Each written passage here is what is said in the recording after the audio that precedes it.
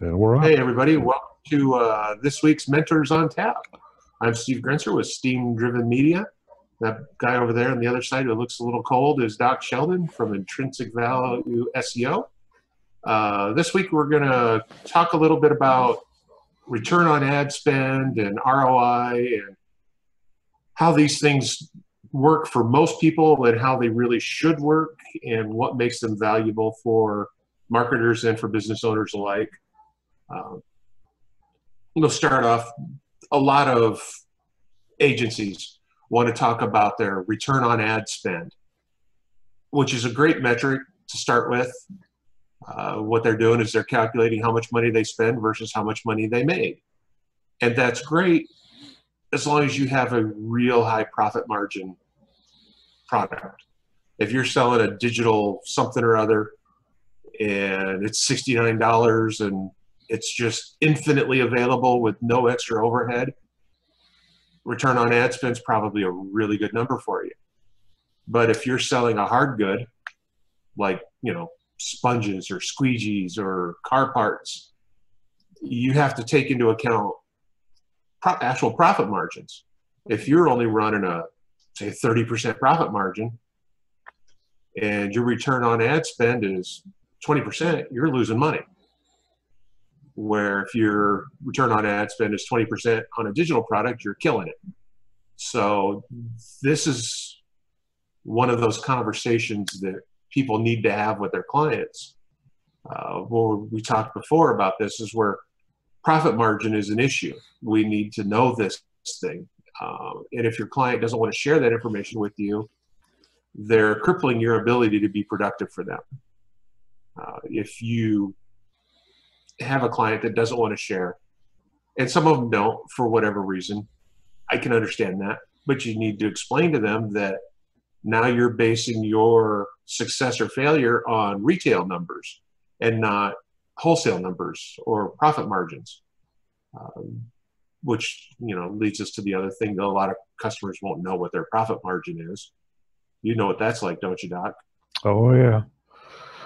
Most companies, because I deal with mostly small businesses, most of them don't really have a firm grasp on what their G&A and overhead is, or Right. they've got their costs mixed up and in the wrong column, and it makes a world of difference when you're trying to look at what your cost of goods are and what your real profit margin is per piece.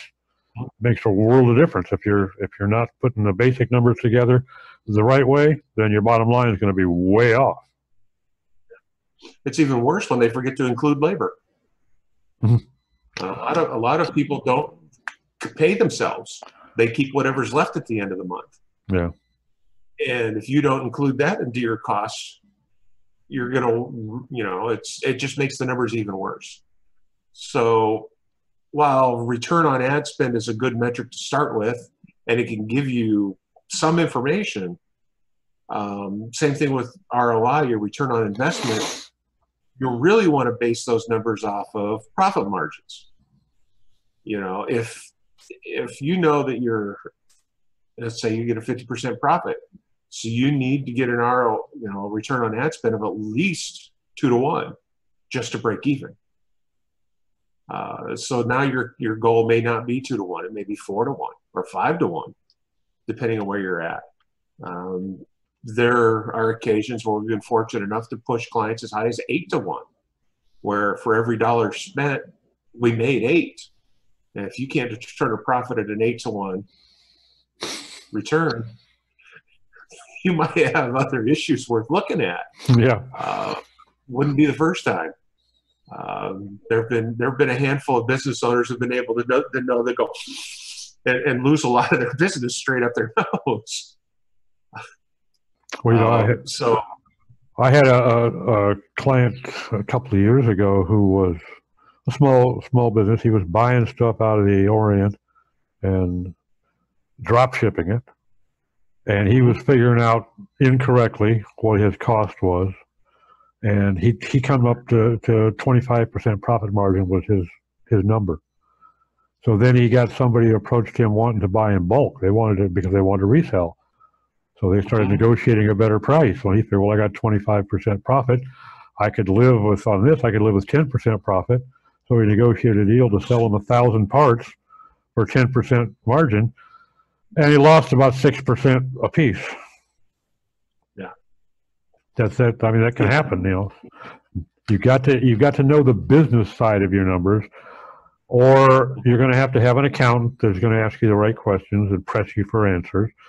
And sometimes your SEO and PPC consultants can answer those questions for you, at least in regards to what the portion of your business that they're handling. Because we're going to ask you the questions that we need to know to get an accurate picture of what your costs are.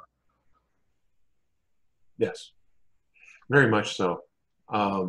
And this works the other direction. Just yesterday on one of the marketing groups, I saw again somebody looking for somebody to run their ads program for them for percentage of the profits. If you're ever given this offer, run. Percentage of profits is worthless. If they want to give you a percentage of total revenue, then it's worth having that discussion. Unless, of course, they're also willing to hand over the books and let you manage the books and everything else, in which case, what did they bring to the table that you need them for? Well, not only that, but depending upon the approach taken in doing the books, you can make a 50% profit look like a 2% loss pretty easily. Oh, yeah. And that happens a lot with that kind of an arrangement where you're getting a percentage of profits. Unless this guy sits next to you in church and is married to your sister, don't expect a good deal. No. And I've had that in businesses I've owned where a partner, you know, it's like, okay, well, you know, I'm looking at the revenue numbers going, why am I not getting my 33% check? I'm like, oh, well, the company lost money this month. It's like, well, how is that even possible? It's like, well, you know, the company paid for my trip to Florida. It's like, oh, how convenient for you. So, yeah, I mean, it gets ridiculous at some points. And the other side of that is with clients, as an example from many, many years ago, this would have been late 90s-ish, before a lot of people had websites. We worked out a deal with a cosmetics company in California to build them a website, do 100% of the marketing. All they had to do was ship the product. That was they manufactured their own product, and all they had to do was make it and ship it, and we would handle all the rest. And they loved us for like the first year because we did all this heavy lifting and basically didn't make much money, if any at all. But early in year 2, we finally started making progress against some of the heavy cosmetics companies out there, and we went from not getting a check every month to getting $100, $200 a month every month to getting $10, $12, $15, $20,000 a month out of these guys as our share of the sales. Well, it didn't take very long with that before they decided the deal sucked, because now they're paying. You know, they're like, well, hey, we can't afford to pay you 20 grand a month. It's like, yeah, but what about the last year where you didn't pay us anything? How do you think we got to here? So, you know, they broke the contract. Their lawyers were better than our lawyers. And so when they broke the contract, one of the few things that was in the contract is we owned everything. So we just shut it off. About 2 months later, they comes crawling back and say, oh, we made a huge mistake here. We're really sorry. Can we renegotiate? It's like, sure. We added 2% to our cut. Yeah, and now go back to the old contract plus 10%. Yeah. Well, what we did is we made the checks go the other direction. Instead of them writing us a check, we wrote them a check. So instead of them writing us a check for 10 or 12%, we wrote them a check for 90%. So instead of writing us a $20,000 check, we were writing them an $80,000 check, and they loved that, even though the numbers were exactly the same. It's all a matter of perspective. It was how it was presented to them. It was all in how it was presented to them. And eventually that deal collapsed anyway because they weren't able to maintain their profit margins at a level when they went to scale. They couldn't scale properly economically well enough, and even though the sales kept going up, they kept getting further and further behind. So we wound up walking away from that deal eventually. But that happens so often. It was great while it lasted. Yeah, I mean, With hard goods At a especially, certain it's point, so you easy have to they outgrow their ability, you know? especially when you're a small mom and pop operation where you make what you sell. We've run into that problem with jewelry stores where they can only make so much a month. It's, they can only build so many pieces of jewelry. And the same thing with manufacturing, with, small scale manufacturing where they've only got 20 people in the building. They can only physically make so much product every month. And then you have to throttle back your sales funnel to keep from overrunning them because they can't keep up. And you would rather have less sales than unhappy customers. Absolutely. So that's always a hard lesson to learn because most people don't see that until it bites them in the ass. You can only push your people to work overtime and weekends so many weeks in a row before they start pushing back. And quality can suffer. Yeah. Quality suffers, shipping suffers, timetables get pushed back. I know one client has a new product they rolled out right before Christmas, and it's a gorgeous product, and everybody loves it. And somebody just posted on their Facebook group, wanting to know what the delivery time was on those because they wanted to order a few. And they're not cheap. They're very expensive. They're towards the high end of what they sell.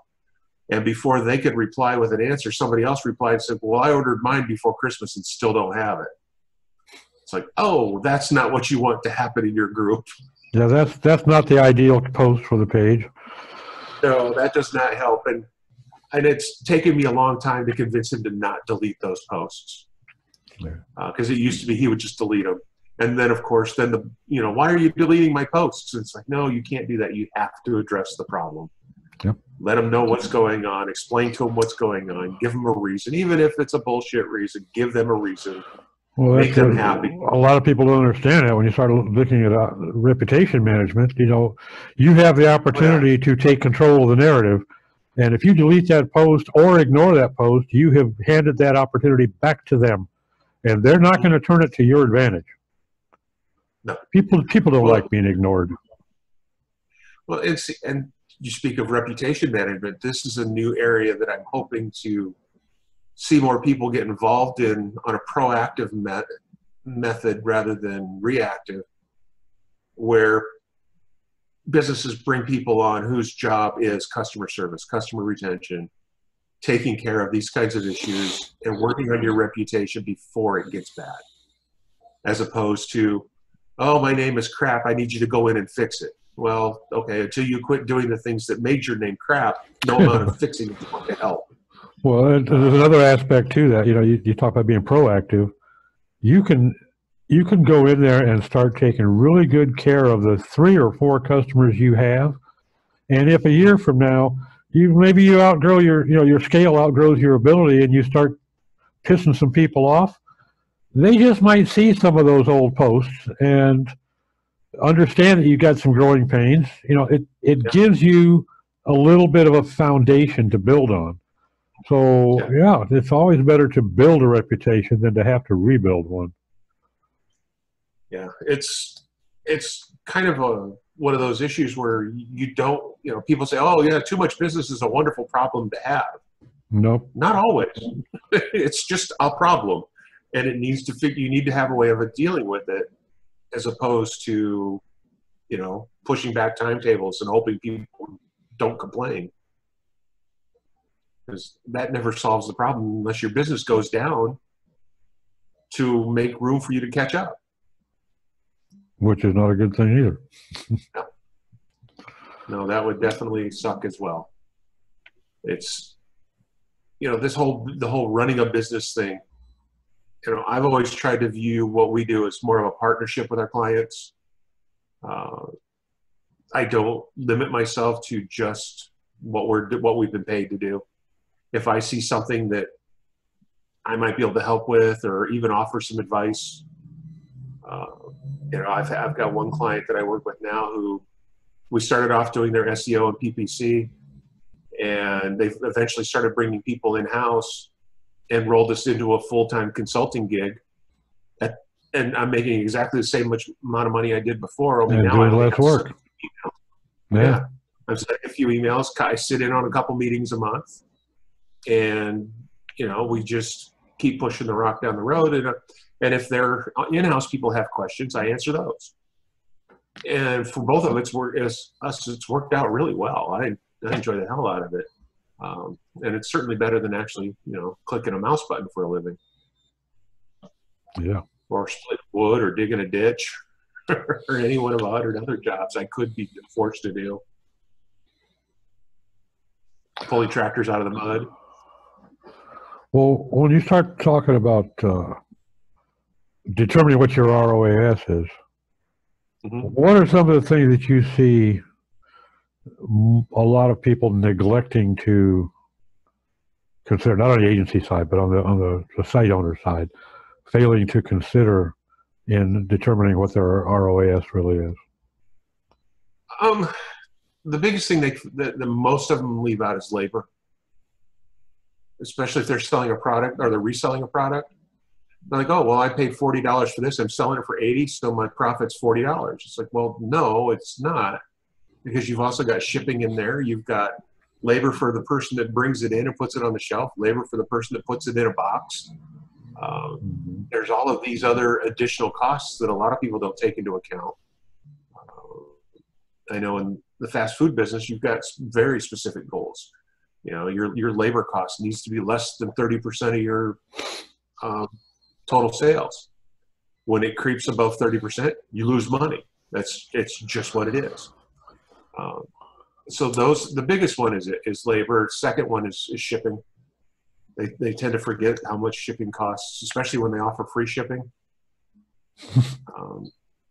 We just had a discussion recently, just earlier today, about people selling things on Etsy, and you look at the price of some of this stuff, and one of the reasons it's as high as it is because they're all baking the $20 shipping cost into it. Amazon has ruined shipping industry for everybody. Everybody thinks shipping is free or $9. And that's simply not the case. It's $20 to ship a box across country. I shipped my granddaughter a Christmas present, and it cost me more to ship the box than it did to buy the present. And it wasn't a cheap present. It was just a weird size. So, those two are always the two biggest ones I see. Well, I've seen, from a business standpoint, I've seen a number of clients that it's just too much work. If they have 180 different products or 1,200 different products, they just see it as too much work to try to compute their profit margin on each individual profit. So what they'll do is they'll take all, here's my entire labor cost for the month. Here's my entire warehousing cost, my entire shipping cost, and then assign some percentage of those costs to their average product. Well, that's fine if you're selling today. If you're trying to collect, a particular markup on a little bitty item that costs you $1.89 to ship, and it takes 20 seconds to put in the envelope for shipping, and a bin this size holds 1,000 pieces in the warehouse, you're making out like a big dog when you apply your average cost. But if you're shipping a large item that takes two guys 45 minutes to get ready for shipping, and is going to cost you a whole lot more labor and warehouse space, and if you're talking about lighting, your electric bill, fine, you can spread that out over your entire inventory. But if you have a disparate inventory, you need to be at least classifying them down to similar size and cost items before you try to compute these things, or you're going to skew your numbers. And if you suddenly have a big run on high cost items, it may look like it's bringing you in a lot of money because you got a great margin, but you're eating up 3 times as much of that gross profit and ending up with a lot less net. And we've actually had to do that with a couple of clients where sales on my end looked great. We were making good money. We were beating the profit margin to death, but they were really hurting. And we found out that some of our better selling products were the ones they had the lowest profit margin on. And we pulled the plug on them. It's like, yeah, we sell a crap ton of this, but we don't make any money. And it's like, well, you know, make it up on volume, huh? Yeah, we're making it up in volume, and it sucks when you have to do that, but it doesn't make sense to continue running down that hole. And the other thing, I guess one of the other things a lot of customers or clients don't have a good grasp on is the lifetime value of a customer. Yeah. Because maybe you are willing to take a loss up front. If you know that you've got that customer going to be coming back, maybe you sell something like printer ink, and you know once you sell somebody the first time, you're just going to automatically get them month after month, or you know, every 6 months or every quarter or whatever. And instead of being worth $70 over the lifespan of that customer, they might be worth $1,000. Mm-hmm. So being able to know what your lifespan value of a customer is something that can be a challenge to figure out, and something that I enjoy doing because it really lets you get into the numbers weeds. Yeah. I saw in a marketing discussion the other day, somebody mentioned loss leader. And somebody piped up and said, no, loss leader, my God, that's 1980s marketing. Those no longer exist. And I said, what, have you ever heard of freemium? You know, why do you think that so many digital products are $7? Yeah, or chopped down versions free, you know, on a freemium. Yeah, because exactly. And what I have noticed here just in the last couple of weeks, I see a ton of training courses. Normal $1,249 course, $39 today only. Which, you know, there's a credibility issue right off the bat, but it seems to be the flavor of the day here the last couple of weeks, that people are pushing an awful lot of training courses, and they're marking them down by dropping 2 digits out of the price. Yeah. Well, I mean, look at Deposit Photos. Since we build a lot of websites, Yeah. every year they have a sale right around Christmas time for $100. Get 100 credits, a bucket credit versus the $2 or $3 it normally is.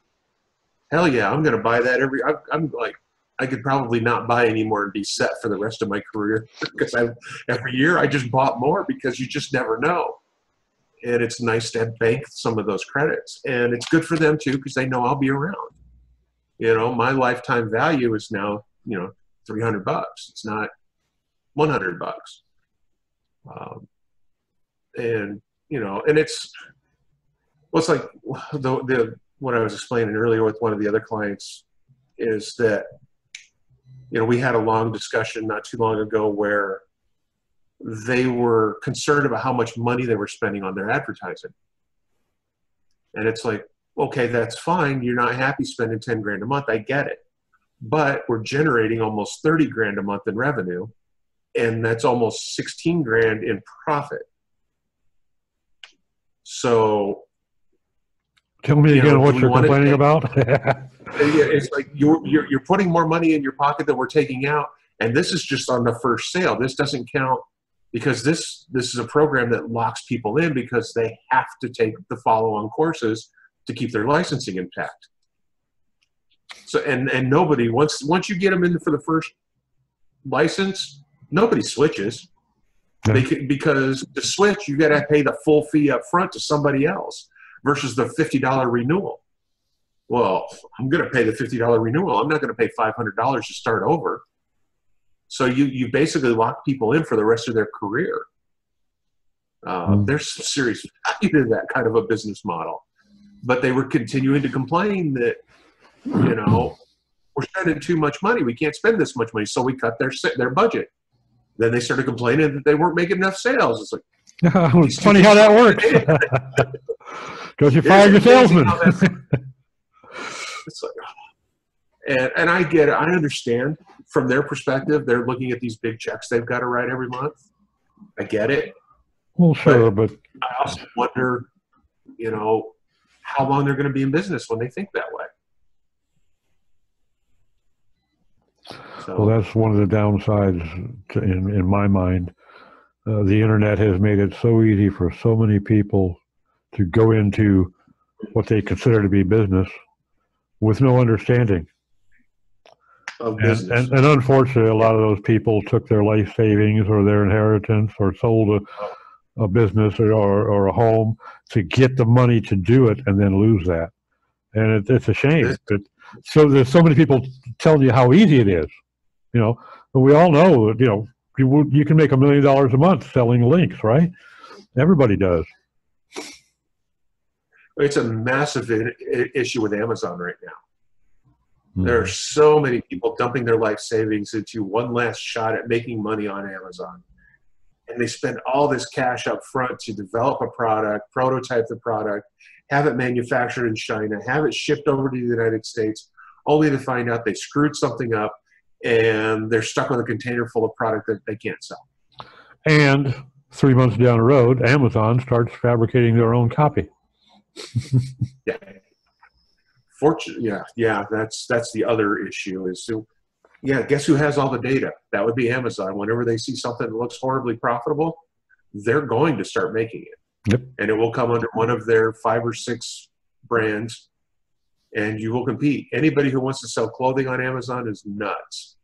And there's some other home goods is another issue, another area that's getting really tough. I was at a conference not too long ago for Amazon, and trying to get people to tell you what product they're getting into is tough because everybody's afraid somebody's going to steal their idea. It's like, but you just stole that idea from somebody else. And I have no desire to get into selling whatever it is you were selling. And I was talking with one guy. He's a disabled veteran and basically took his last 10 grand and invested it all into a product from China. And it's like, do you love the product? He goes, no, but the numbers say I should be able to make money on that. I was like, oh, that is absolutely the worst reason to get into business, in my opinion. If you don't have some kind of a connection to what you're selling, how are you going to sell it? Mm-hmm. You know, what are you going to bring to the table? And it turned out it was like orthopedic pillows. And it's like, you have got to be fucking kidding me. You drop 10 grand on a product that has like a $2 profit margin on a $20 sale, and you think you're going to make money? Oh my God. And it turned out he wound up, he did the numbers wrong. He didn't understand shipping costs, warehouse costs, Amazon's fees, none of that he took into consideration when he picked his product. So he had a container full of product that he was basically giving away because there was no way he could make enough. He couldn't charge enough for it. And the other issue that we have been seeing a lot of from China is Alibaba and Alibaba Express. It's, let's say you invent a blue monkey that, you know, you're going to sell the shit out of, and you're the only one that has them. You go to China, you get your prototypes made. Factory says it's going to be 3 months before we get these made. It's going to take another 90 days to ship it to you. So in 6 months, you'll have your first product. Awesome. You think in 6 months, I'm going to be rich. A month later, you start seeing your product on Alibaba Express being sold as a onesie for $9 and free shipping or $4 shipping. And by the time you start selling your product, the market's already been, you know, everybody who wants to buy a blue monkey's already bought it. Mm-hmm. And you're stuck with whatever. Hell, there's guys on Kickstarter. All they do is troll Kickstarter. And you come up with a really cool idea that goes crazy on Kickstarter. This guy's sitting there with a pile of cash.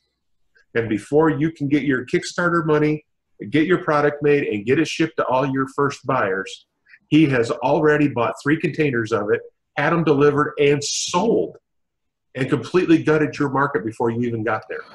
You know, that's one of the things. Everybody knows that products can be manufactured in China at a fraction of the cost of the U.S.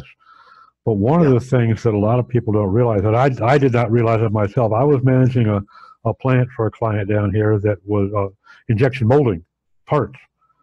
And they had their own shop for making molds, I mean from scratch.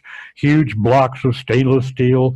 They laser cut and tooled them and built all the tooling themselves. And they built one hell of a fine tool. We built a 4-up mold that was roughly 2 foot by 2 foot by 2 foot. It would cost anywhere, depending upon how intricate the tooling was, anywhere from 50,000 to 100,000 in cost, hard cost. We found a shop that bid to us at a slightly more intricate mold, slightly larger, and it was a 6-up. Okay, so we're basically cutting 30% of your runs out at $22,000. Okay, it took our shop about 4 months to build that mold. These guys promised to have it at our porch in 4 weeks. And and we got it. Okay, it wasn't, like anything else, just like back in the old days when things made in Japan were considered a joke because the quality just wasn't there yet. Right. It wasn't right the first time. It didn't meet all the specs. It was a little bit out of tolerance. It needed some polishing. It needed some hardening. And, it needed some rework. We still had a very functional mold in less than 2 months at a fourth or fifth of the cost. And that's one thing that people don't realize.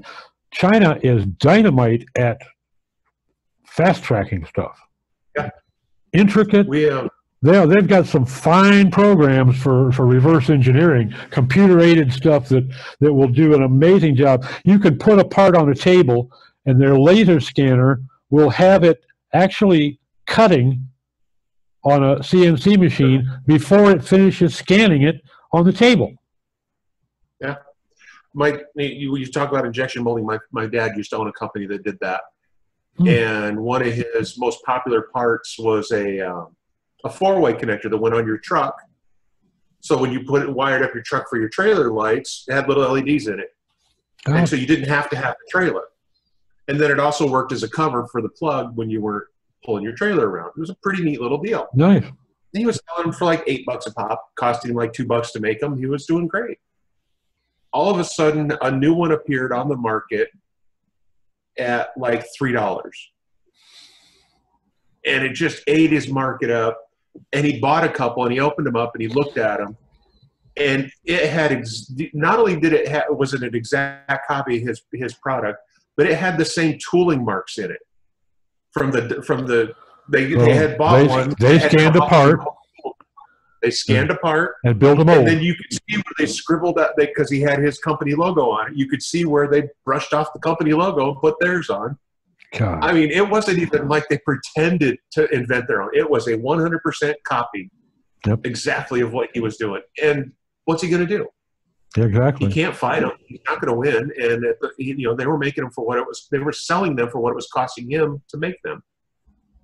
So, I mean, I get people wanted to go to China, and I get that the costs are cheap and all that other stuff. I can no longer bring myself to do it. Yeah. My last piece of tooling that I bought for the machine shop, I could have bought from a Chinese vendor and paid, I think it was like $120 I could have paid for it. And I wound up going with an American company. Had it to me in the same amount of time, and it cost me like almost $200, which $200 isn't a lot of money. It was just a small piece, but it was still, 60% more than I was going to pay the Chinese guy. Mm-hmm. But I cannot bring myself to wholesale to China or from China for a lot of reasons. I hope that they get stuff sorted out and we can work with them again. But until then,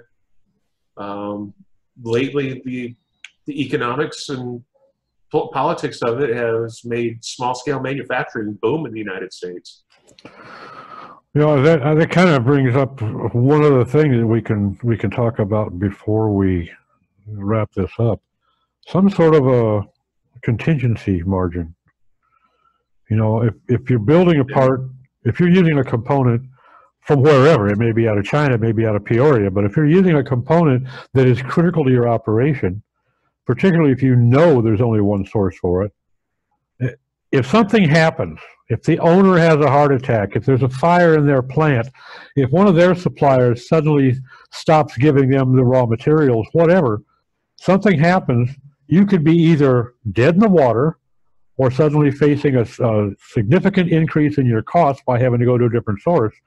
So it's really nice to have a contingency margin built into your pricing too, because there's fluctuations in availability, in pricing, in quality. All these things happen. They happen all the time. Well, look at what happened when the axle manufacturers went on strike. Look what they did to the auto industry. Yeah. I mean, you know, they burned through their entire supply of axles in less than a week. It's like, well, we just shut down the entire automotive industry because one company wanted more money for their axles. Yep. Right or wrong, that's what it was. And to get, you know, it didn't make sense to pay somebody else to try to make them. They had to pay what the axle company wanted for them because there was only one company they could buy them from. So, yeah, that makes a lot of sense, being able to have multiple sources, which brings us back to marketing. I've always been a huge fan of not having all of your marketing come down one channel. Yeah, let's not put all your eggs in the Google basket. Yeah, it's not as common as it used to be, but getting banned from Google was a common thing years ago, where your search traffic, and even now it still happens, where your search traffic goes to zero almost overnight. Same thing with PPC. If a big hitter steps into your market and decides they're going to raise the bid to $10 a click and dump infinite money into it, your costs are going to go up whether you want them to or not. Social media is the same way. What do you do when Facebook decides that they don't like you and they ban your ads account or shut down your page or whatever? You know, it all comes back to making sure you've got multiple funnels, multiple products within reason. Well, that's kind of like having some variety in clients too. You know, I was working for a molding company in LA that had a very nice contract with Sony. Basically, every computer monitor or television housing that Sony used in any of their products came out of their molding factory. Until a new salesman went in and had a pissing contest with the wrong guy at Sony, and they lost 55% of their business overnight. Yeah, because the guy actually had the audacity to tell their purchaser, "You need us more than we need you." And you want to be sure you can back that up before you say that to somebody. Yeah, and we couldn't back it up. He was very wrong. As it turned out, he needed to look for a job that very afternoon, but it was a little late. The damage was done. And so, you know, when you have 50% of your business or even 30% of your business tied up with one customer, again, any number of things can happen. Even with all the goodwill in the world, you could lose that customer. Yeah. All it takes is somebody to get run over by a bus. And with that, on that cheerful note, this conversation sure did take a long path, didn't it? Well, it did, but you know, I think they're all things that need to be considered when you're looking at what your real profits are, what your real costs are. That's where so many people miss the boat. And I think, again, I think it's because they understand how to make this part, they understand how to design this product, but they don't understand how to run a business. And it's not just a matter of putting the in money in one box and the bills in the other box, and you know, drawing names until the money's gone. It's a whole lot more complex than that. Yeah, I know a lot of business owners who, you know, I've got more money at the end of the month than I had at the beginning of the month, therefore I'm doing good. And yeah, for now. So I guess that's where we're going to wrap it up tonight. Well, thanks everybody. As always, we enjoy running our mouth with nobody that tells us to shut up. There you go. We'll see you guys next week. Have a good week, everybody.